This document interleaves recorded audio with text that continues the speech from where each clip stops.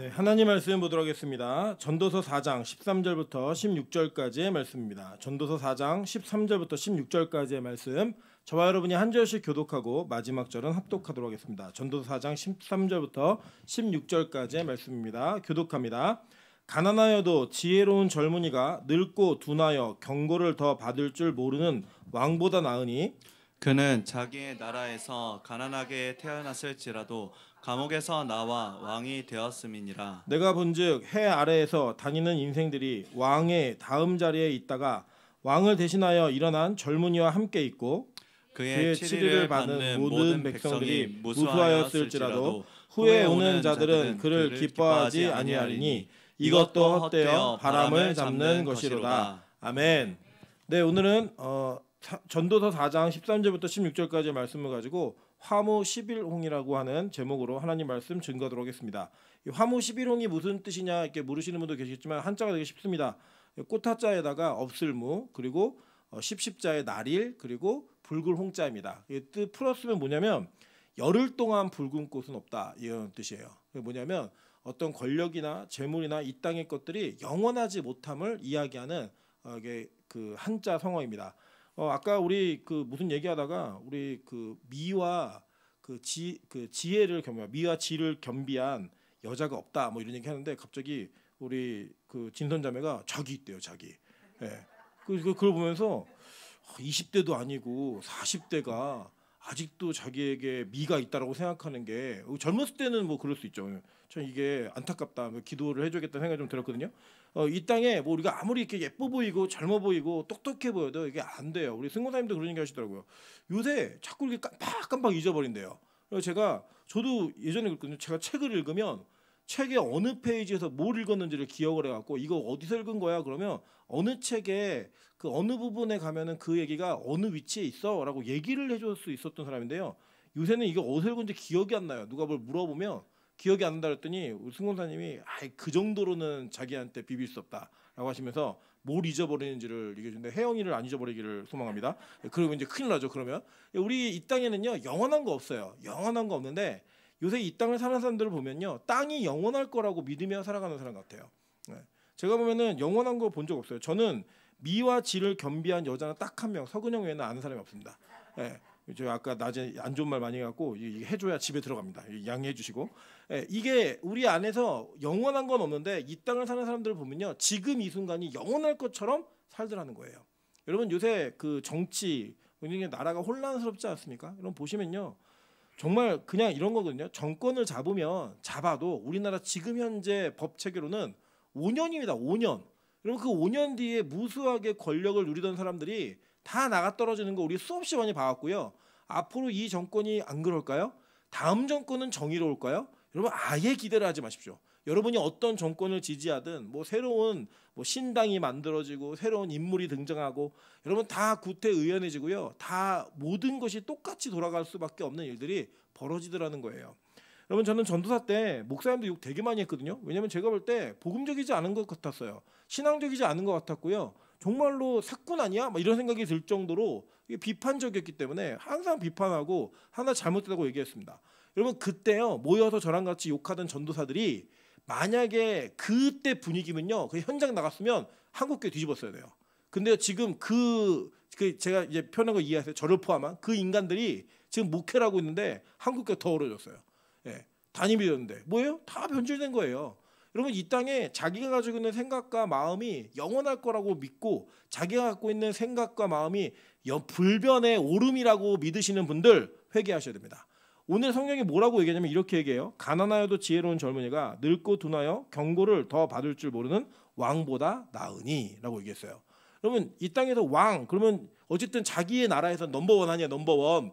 그 넘버원이 됐는데 경고를 더 받을 줄 모르는 왕보다 가난하지만 지혜로운 젊은이가 훨씬 복되다는 거예요. 그냥 삶의 지혜입니다. 삶의 지혜. 이게 나이가 들면 완고해지는 게 우리 인간이 가지고 있는 습성인 것 같아요. 왜냐? 자기 습관과 자기가 했던 방식의 경험이 자기를 더 완고한 자만의 성을 쌓게 하는 그런 일들이 있습니다. 제가 이제 부교육자 생활하면서 경험했던 거예요. 저희 담임 목사, 그러니까 제가 부교육자 할 때 담임 목사님들, 지금은 거의 다 원로 목사님 되셨죠. 원로 목사님들이 목회를 하던 시대에는요, 그냥 전도 몇 마디만 해도 성도가 교회를 왔고요. 그냥 교회 간판만 걸어놔도 성도들이 모이던 시대예요. 그러니까 이분들에게는 교인이 100명, 200명 되고 뭐 주일학교 50명 만드는 거 이거는 그냥 조금만 노력하면 얼마든지 될 수 있는 일이에요. 이게 안 되면 노력을 안 한 사람이에요. 그냥 그랬던 시대가 있었습니다. 뭐 지금 여의도에도 100만 명이 모여서 집회를 했으니까요. 여러분 한번 생각해 보세요. 여의도 계시죠? 가신 분들 현장에 저희 어머니 아버지도 가셨었는데 여의도에 100만 명이라는 기독교 젊은이들이 모여가지고 한꺼번에 모여서 예배를 드렸어요. 네, 그런 시대가 있었습니다. 그러니까 이 향수에 젖어서 계속 그 향수에만 젖어 계신 거예요. 그래서 계속 잘 될 거다. 교회는 부흥해야 한다. 성장해야 한다. 인원이 많아져야 된다. 이 논리가 계속 그 목사님들 머릿속 안에 있는 거예요. 그래서 교육자회의 시간에 저는 교육자회의 시간이 너무 재밌었던 게 뭐냐면 원로 목사님이 되신 분들 지금 그때 당시 담임 목사님들은 부교육자들 그렇게 혼내세요. 혼내는 내용이 뭐냐면 왜 애들이 이렇게 줄었냐, 왜 그 부서에서는 전도를 안 나가냐, 뭐 내용이 다 똑같아요. 매주 또 부르면 다 비슷한 이야기예요. 근데 막상 그 부교육자끼리 모여서 얘기를 하면요, 학교에 가도 애들이 없대요. 네. 그러니까 학교에 가도 그 애들이 나와가지고 학원 차 타기 바쁘다는 거예요. 그냥 우르르 차 타고 그냥 간대요. 그래서 뭐 잡아놓고 대화를 나누고 이런 것도 없고요. 또 초등학교 앞에서 뭐 나눠주잖아요. 보안관이 출동합니다. 학교 보안관 아시죠? 네, 출동해가지고 불량식품 나눠주지 말라는 거예요. 솜사탕 말든 기계도 이제 못 쓰고요. 팝콘 튀기는 거 한번 줘보세요. 난리 납니다. 경찰 와요. 이제 경찰. 몇몇 애들이 신고하면요, 그냥 경찰 바로 와요. 그러니까 이제 전도를 할 수 없는 상황이다. 그리고 이제 놀라시겠지만 우리 권사님들 놀라시지 마세요. 저도 학교 다닐 때 저 고등학교 때까지 한 반에 65명, 70명 요 사이였어요. 항상. 지금 초등학교 몇 명인지 아십니까? 한 반에? 18명, 14명 이렇습니다. 예. 애들이 그렇게 줄어버렸어요. 애들이 줄었고 애들이 이렇게 이제는 찾아보기가 힘들어요. 특별히 서울은 더한 것 같아요. 이제 젊은 세대가 서울에서 주거 지역을 잡기가 너무 힘드니까 결혼을 하면은 지방으로 나갈 수밖에 없는.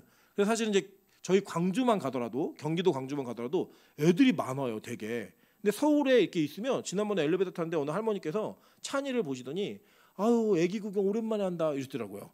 예, 그 정도의 이야기가 될 정도로 이렇게 시대가 변했어요. 그런 차원에서 이제 교회가 어떻게 바뀌어야 되는지 얘기를 하잖아요. 그러면 원로 목사님들 뭐라 하냐면 다 핑계라는 거예요. 열심히 안 해서 그렇다는 거예요. 열심히 안 해서. 그러니까 이 조언을 듣고 뭔가 변화된 것을 배우는 걸요 힘들어하세요. 어른이 되면 그게 힘드신 것 같아요.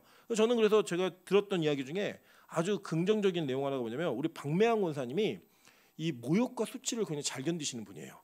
왜 그러냐면 보통 어른들이 뭔가 배우고 싶어서 자녀 세대에게 가르쳐달라 그러면 애들이 짜증을 내요. 아 엄마 이거 몇 번 가르쳐줬잖아. 이 짜증을 내면 엄마들은 기분이 좋다 안 좋다. 되게 불쾌해요. 그래서 말아 치워 그러면 뭐 치우세요. 근데 박명훈 권사님은 에이 한 번만 더 가르쳐줘봐. 이런 걸 배우세요. 핸드폰을 저도 더 잘 다루세요. 저는 오히려 제가 그런 걸 잘 못 다루거든요. 그런 어떤 변화에 대한 조언들을 받는 거 이거 굉장히 중요한 가치입니다. 오늘 성경이 그거 얘기해 주는 거예요. 이게 나이가 들었는데 늙어서 경고를 더 받을 줄 모른다? 조언을 못 받는 거죠. 그래서 성장이 끝난 사람은 누구냐면요. 자기 머리 위에 스승을 두지 않는 사람이에요. 자기 머리 위에 사람을 두지 않는 사람들이 있거든요. 이 사람들 성장 끝났어요. 그러니까 예를 들면 60이 되어서도 누군가에게 배우기 위해 스승을 두는 분들은요. 이분들은 아직도 성장하는 분들이에요. 그런데 나이가 20대여도 자기 머리 위에 사람을 두지 않는 사람들이 있거든요. 얘는 끝났어요. 거기에 끝이에요. 거 더 이상 없어요. 더 이상. 여러분 요새 어떤 시대인데 한 사람의 지식이 자기의 지식을 가지고 사람들을 휘어잡을 수 있고 사람들을 위해서 모든 것들을 할 수 있다고 생각합니까? 전혀 그런 거 없어요. 요새요. 인터넷만 몇 번 두들겨도요. 사람들 100명, 200명이 모여서 짜낸 지식보다 더 좋은 걸 만들어내요. 최근에 제가 충격적인 사건을 경험했는데 저희 아내가 이제 음악을 하잖아요. 곡을 하나 이렇게 썼어요. 곡을 하나 썼는데 저 가사를 좀 쓰기 힘들다는 거예요. 저희 아내는 굉장히 그 기초적인 상식이 조금 부족합니다. 다른 건 다 잘해요. 다 잘하는데 이게 참 부족해서 가사를 쓰기 너무 어렵다는 거예요. 그래갖고 챗 GPT 아시죠? AI, 챗 GPT AI예요. 그 컴퓨터 인공지능 거기다가 야 내가 이러이러한 컨셉으로 작곡을 했어. 가사를 써줘. 근데 가사를 쭉 쓰는 거예요. 그래갖고 여기에다가 영어 노랫말을 섞고 싶어. 그랬더니 영어로 한 줄, 한글로 한 줄 딱 써준 거예요. 이거를 형태도 단위로 섞어줘. 그랬더니 중간중간에 막 쓴 거예요. 그래서 이걸 라임까지 좀 맞춰줘. 그랬더니요 가사가 나왔는데요. 가사가 끝내줘요. 아 진짜요. 가다가 끝내줘요.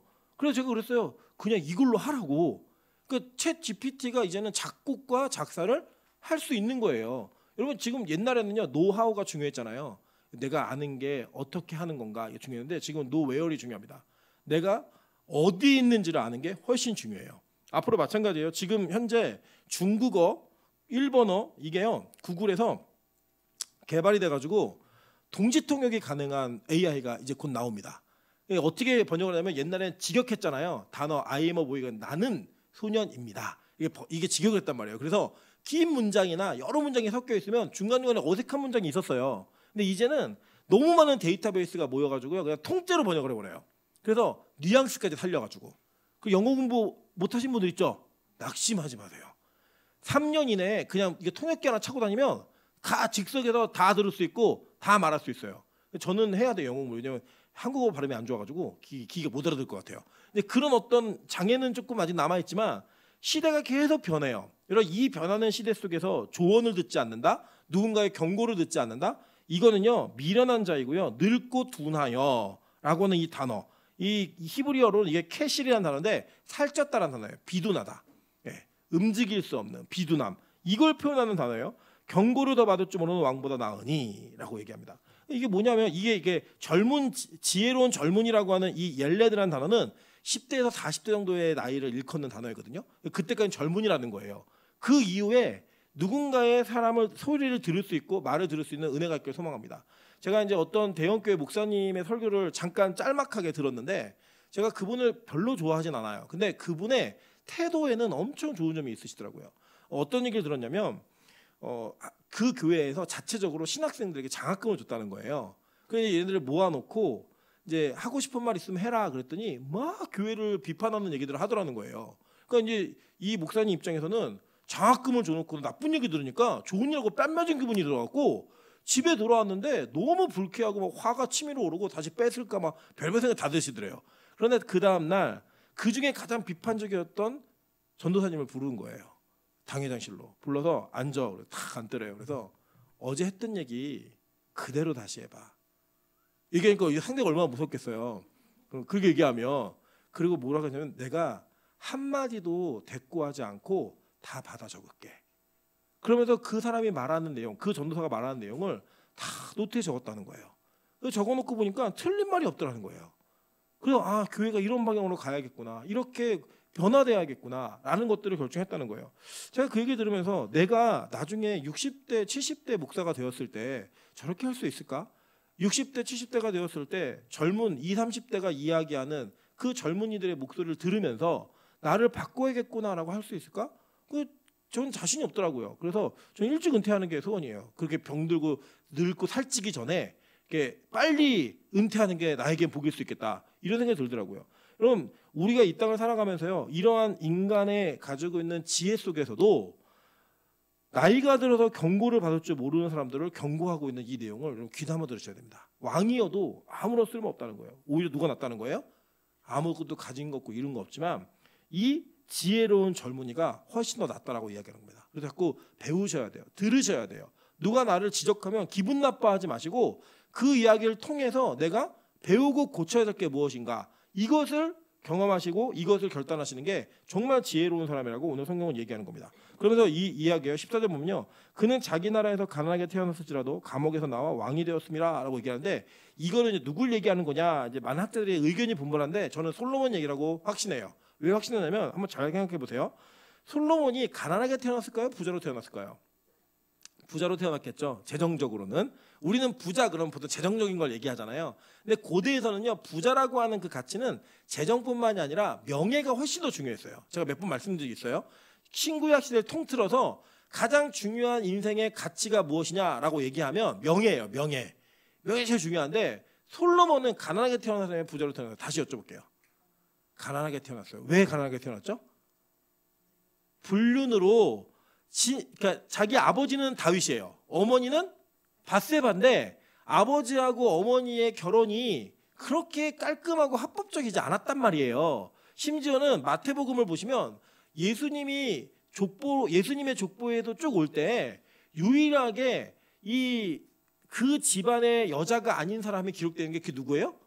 밧세바예요. 성경 뭐라고 기록하는지 아세요? 우리아의 아내라고 이야기해요. 다윗은 우리아의 아내에게서 솔로몬을 낳고 이렇게 얘기해요. 그러니까 그 시대의 왕이니까 아무 말 못했지 다 아는 거예요. 다. 예. 저 밧세바는 정실 부인이 아니야. 쟤는 남편 죽이고 가갖고 낳은 아이야. 이렇게 얘기했으니까 이 솔로몬은 어떻게 태어난 거예요? 가난하게 태어난 거예요. 자산이 없었어요. 얘는. 그 어느 정도 수준이었냐면 아도니아가 솔로몬이 왕이 돼? 말도 안 되는 얘기하지 마 라고 얘기하면서 아도니아는 다윗의 네 번째 아들이에요. 네 번째 아들인데 이 네 번째 아들이 솔로몬은 안중에도 두지 않고 자기의 왕위를 물려받기 위한 작업을 벌일 만큼 솔로몬은 그 집안에서 가난한 사람이었다고요. 여러분 솔로몬이요. 또 우리 그 사극 같은 거 보시면 막 중전에 아들이 태어나면 원자라고 부르고 얘가 세자책봉이 되면 이제 경쟁이 끝나요. 권력 경쟁이. 근데 세자책봉이 안 되면 어떤 일이 벌어져요? 막 희빈들이 막 애를 낳으려고 막 노력을 하죠. 그럼 남은 막 뭐 저주하고 서로 막 누가 더 권력을 잡아가지고 뭐 왕을 만들 것인가 이것도 뭐 별의별 이 전략과 뭐 음모와 이런 거 막 하잖아요. 그런 거 보셨죠? 그런 거 하는 그런 어떤 움직임이 우리나라에만 있었겠습니까? 중국도 그렇고요. 다 있었고요. 이스라엘도 있었어요. 솔로몬은 어느 인생을 살았냐면요. 감옥 같은 인생을 살아요. 감옥 같은 인생. 형들이 무시하는 거예요. 야, 니네 엄마 밧세바야. 너 니네 엄마 누군지 알아? 우리아의 아내야. 너 우리 아버지가 실수해가지고 태어난 놈이야. 이렇게 얘기하는 얘기 얼마나 많이 들었겠어요. 그렇게 들었던 이 솔로몬은 그 열등감과 그 자괴감을 가질 수밖에 없는 상황 속에서 그는 뭘 얻었느냐? 여디디아라고 하는 하나님의 사랑을 느끼며 살았던 인간이에요. 그걸 가지고 자기의 한계를 뛰어넘었던 거예요. 어떤 한계를 뛰어넘었는가? 다른 게 아니라 아버지의 그 지혜를 그대로 물려받았고 그 아버지의 지혜를 통해 자기의 인생을 가난함으로부터 부유하게 만드는 일을 해낸 거예요. 그게 뭐예요? 감옥에서 나와 왕이 되었다라고 얘기합니다. 여러분 실제로 열왕기상 1장을 읽어보시면 솔로몬이 얼마나 극적으로 왕이 되냐면요. 이 아도니아가 왕위직을 선포하기 위해 군사도 모으고요. 자기 그 다윗의 공신들 가운데 노장들, 그러니까 절대 그 함부로 건드릴 수 없는 이런 노익장들을 다 모아가지고 야 이제 왕위직을 선포하자라고 하면서 잔치를 벌려요. 잔치를. 그때에 선지자 나단과 밧세바가 정말 두렵고 떨리는 마음으로 늙고 병들어서 만나주지도 않는 다윗 앞에 나갑니다. 나가가지고 얘기해요. 옛날에 약속했는데 분명히 솔로몬을 후계자로 삼겠다고 약속했잖아요. 약속 지키세요 라고 얘기하고 나단이 그걸 보증해줘요. 그래갖고 이 사건 속에서 그냥 저 옆에서 군사를 모아놓고 판을 벌렸어요. 왕이 즉위식을 하려고. 그때 솔로몬이 이 나단과 밧세바와 함께 왕에게 나아가 윤허를 받고 거기서 노새 타고 올라가면서 왕이 즉위식 해버리는 거예요. 그러면서 역전이 돼가지고 솔로몬이 왕이 됩니다. 그 이후에도 괜찮았는지 아세요? 아니에요.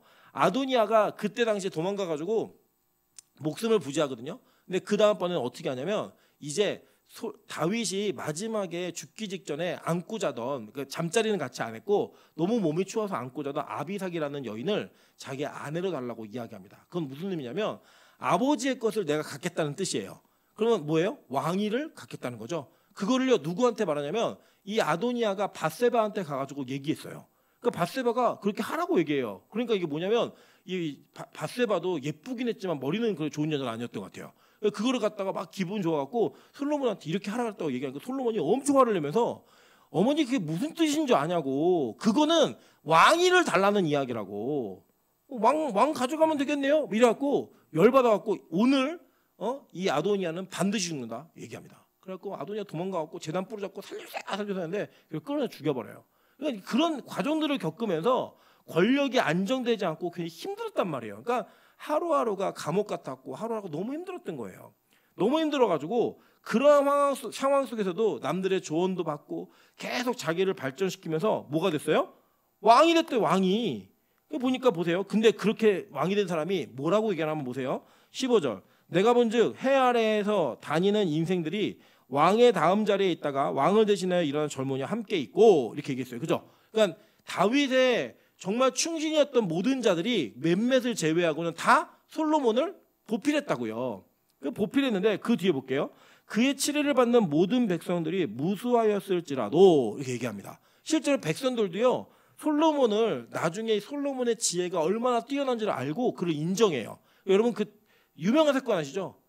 창녀 둘이 자다가 애 하나가 죽잖아요. 그러니까 서로 사내가 자기 애라고 막 싸우니까 솔로몬이 야 반 잘라 그랬더니 진짜 친모가 아니에요 자르지 말고 저 여자 주세요 얘기해요. 그랬더니 친모가 아닌 여자는 그래 반 자릅시다 얘기합니다. 그래갖고 그걸 판결하는 걸 보면서 그 맨 끝에 뭐가 달려있냐면 이 일로 말미암아 백성들이 솔로몬을 두려워하였더라. 이게 기록돼 있어요.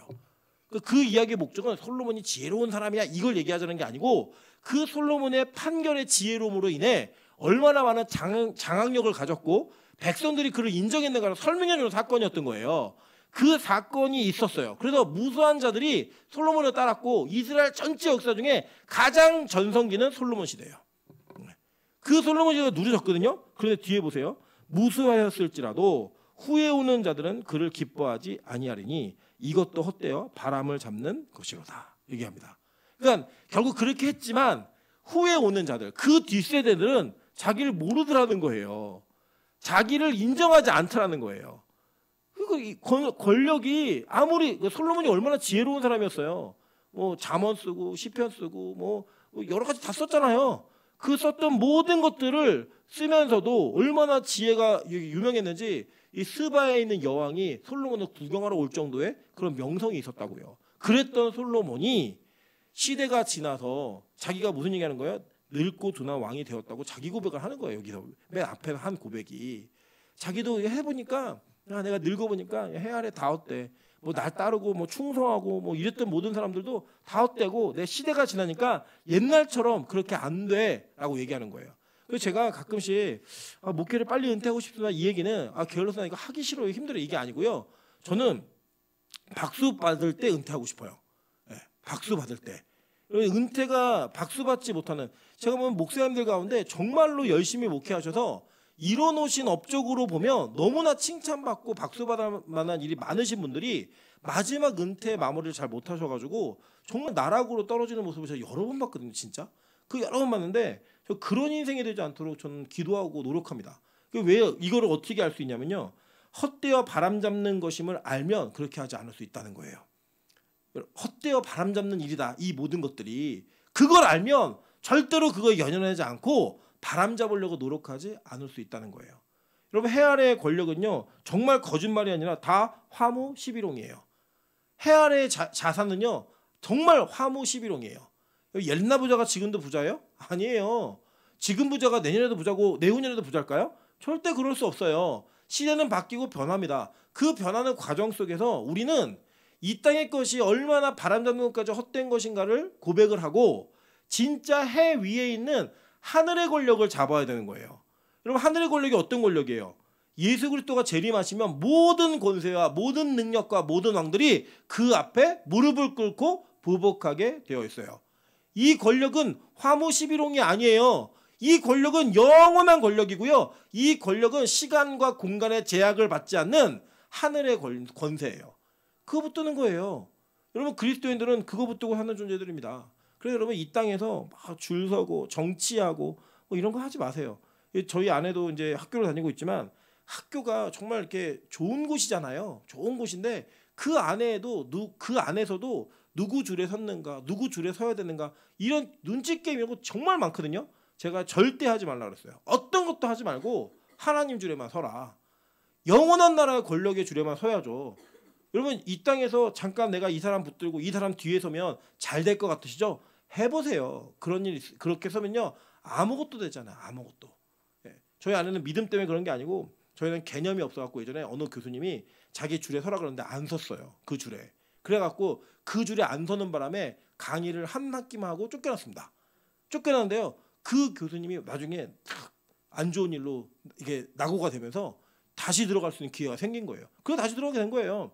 그때 그 줄 섰으면요 없어요. 다음이 없었다고요. 여러분 이 땅에서 우리가 어떤 상황이든 어떤 일이든 간에 사람 눈치를 보면서 어떤 사람에게 빌붙어야 내가 생존할 수 있는가 이거를 고민하시잖아요. 그럼요 해 아래의 인생을 사시는 거예요. 영원한 권력 없어요. 마찬가지예요. 여러분 교회에도 보면 당이 있거든요. 당이 끼리끼리 모이고 뭐 권력이 있고 내 말 잘 들어야 되고 이런 것만 만드시잖아요. 영원할 것 같으시죠? 여러분 그 영원하지 않아요. 여기 있는 분들 특히 우리 권사님들 20년 뒤에 의사소통이 잘 안 되실 거예요. 예. 누가 무슨 말하는지 권사님 그럼 뭐라고? 얼마 전에 제가 김필신 씨에게 전화 드렸거든요. 여보세요. 그랬더니 그런 거예요. 집사님 저 임철 목사예요. 그랬더니 누구라고? 안 들려. 저 임철 목사라고요. 안 들려. 끊어. 그래서 뚝 끊으셨어요. 안 들리는 의사소통이 안 돼요. 뭐 대화가 돼야 당을 짓고 뭘 하죠. 여러분 그 권력과 세력을 만들기 위한 노력을 아무리 열심히 하셔도요 그 영원하지 않아요. 진짜 그냥 시간 지나면 다 바람에 흩어지는 이 모래알 같이 그냥 물 잡은 것처럼 다 없어지는 것들이거든요. 왜 그걸 연연하세요? 절대 연연하지 마세요. 뭐 정치 이런 것도요 너무 막 몰입해가지고 관심 갖고 막 칼으로 찌르려고 막 그런 거 하지 마세요. 뭐 하려고요 그런 거 갖고. 여러분 이 땅에 살면서 영원한 거 없다니까요. 영원한 거 없어요. 영원히 깨끗한 사람도 없고 영원한 권력도 없고 영원한 힘도 없어요. 그럴 때 우리는 누구 의지해야 돼요? 하나님만 의지하며 사는 거예요. 해 위를 보며 사는 거예요. 그게 진짜 믿음입니다. 여러분 제가 이 성경을 연구하고 조금 더 깊이 알면 알수록 뭐 세상의 빛과 소금이 되라 뭐 이 얘기가 정말 이 세상 사람들이 요구하는 것처럼 세상에서 좋은 영향력을 발휘하고 뭐 들어가고 어디를 뭐 깨끗하게 만들고 이게 여러분 정말 맞다고 생각하세요? 우리 요한계시록 배우셨죠? 요한계시록 배우면 이 세상의 권력과 힘은 다 누가 가져가게 돼 있어요? 세상의 음녀 바벨론이 가져가게 돼 있어요. 성도는 거기서 뭐 하는 거예요? 교회로서는 계속 존속해요. 죽은 것 같다가 막 살아나요. 교회는 안 끊어졌잖아요. 이 유구한 역사 속에 교회가 핍박받던 세대가 얼마나 많은데요. 근데 그 시기에 다 없어진 것 같지만 카타콤에 숨어 들어갔던 그 교인들이 다시 올라왔을 때 진짜 믿음으로 사는 공동체 세웠고요. 다 세웠어요. 교회는 그렇게 진짜 복음의 좀비처럼 죽은 것 같은데 또 살아나고 또 살아나고 그래요. 근데 성도 개인은 어떤 삶을 살았어요? 전체 속에서 다 맞아 죽고 다 거기서 손해보고 거기서 메인이 되지 못하고 영향력 발휘하지 못하고 이렇게 살았다고요. 언제 역전됐어요? 주님 다시 오시는 날 역전됐잖아요. 그럼 뭐예요? 교회는요 망하는 게 하나님 뜻일 수도 있어요. 제대로 믿음으로 사는데 망하는 게 주님 뜻일 수도 있다고요. 정직하게 살면 영향력을 발휘하지 못하는 게 하나님 뜻일 수도 있어요. 근데 이게 언제 평가받고 언제 역전돼요? 주님 다시 오시는 날. 우리가 해 위를 보고 산다면 지금 내가 힘들어도 그거 보고 사는 게 맞는 거 아니에요?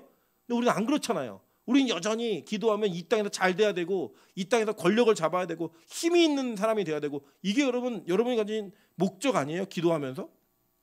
저도요 이런 거에 자유로울 수 없는 사람이에요. 진짜로. 그래서 여러분 어떻게 보면 그래 뭐 너네 교회는 그래 자립했으니까 그렇게 얘기할 수 있지. 맞아요. 만약에 우리 교회가 자립 못했으면 저도 성도도 막 쫄을 거예요. 막 전도해 와라, 데리고 와라, 막 얘기 많이 했을 것 같아요. 근데 여러분 우리가 이렇듯 저랬든 간에 해 위를 잡을 수 있는 믿음을 키워놔야지 그 상황이 되어도 해 위의 것을 잡을 수가 있는 거예요. 지금 허락하신 걸 놓으라는 게 아니에요. 지금 허락되어 있는 걸 여러분 그냥 무시하지 말라는 이야기가 아니에요. 맡겨진 영역과 사명이 있으면 하세요. 하시지만 언제든지 주님이 야 너 나 따라올래? 라고 물으시면 배와 그물을 버려두고 따를 수 있는 믿음은 있어야 돼요. 그게 제자 아니에요. 예를 들어 주님이 저한테 야 너 빛과 소금 교회 담임 목회 그만두고 이제 산에 올라가서 기도하면서 살아. 그럼 가는 게 뭐 제자 아니에요? 맞잖아요. 여러분 직장 그만두고 돈을 못 벌어도 주를 위해 평생 헌신하며 살아 라고 얘기하면 아멘. 그럼 가는 거 맞는 거 아니에요? 명수 집사에게 뭐 지금 누가 아내하고 저기 누구지 하민이 내비두고 너 평생 전국 들어가면 반주하며 살아. 사는 게 제자예요. 못하겠지 명수야. 네 맞아요. 못해요 우리는. 그 못하는 게 우리가 제자임을 무늬만 제자임을 얘기하는 증거라고요. 여러분 그래서 지금 못하셔도 괜찮아요. 근데 이 준비를 하셔야 돼요. 그러니까 어떻게 하면 가능하냐? 이 모든 게 다 해야 할 거다. 이것만 인정하시면 돼요. 그러면 언제든지 놓을 수 있어요. 이거 끝난다. 내 생 한 번만 지나가면 다 끝나는 거다. 그거면 여러분 놓을 수 있어요. 우리 권사님들 그런 생각 안 드세요? 저도 놀랬지만 이제 은퇴가 얼마 안 남았다는 생각 하시니까 야 시간이 진짜 빨리 갔네 이 생각 안 드세요? 예. 그만큼 더 못 사세요. 이제 40만큼 더 못 사세요? 사시고 싶으세요? 120세 막 130세 아니잖아요. 그죠? 그 인생의 짧은 시간이 지나고 나면 이 헤아릴 것에 무슨 의미가 있겠어요? 무슨 의미가? 미워했던 사람들, 좋아했던 것들, 꼭 하고 싶었던 것들, 열받았던 것들, 화냈던 것들, 이게 무슨 의미가 있겠어요? 여러분, 해 위의 것이 무엇인지 그 가치를 분명히 붙드신다면 정말 열흘 동안 붉은 꽃은 없다. 이거 진짜 믿으신다면 저 여러분이 오늘 이 땅에서 내가 가지고 있는 형편과 이 상황을 만족하고 감사하며 살 수 있고요. 정말로 무언가에 집착하지 않는 삶을 살 수 있어요. 저는 우리 빛과 소금교회가 그런 삶을 사는 그리스도인들 되시기를, 주님의 진짜 제자 되시기를 주님의 이름으로 축원합니다. 자, 찬양으로 기도하며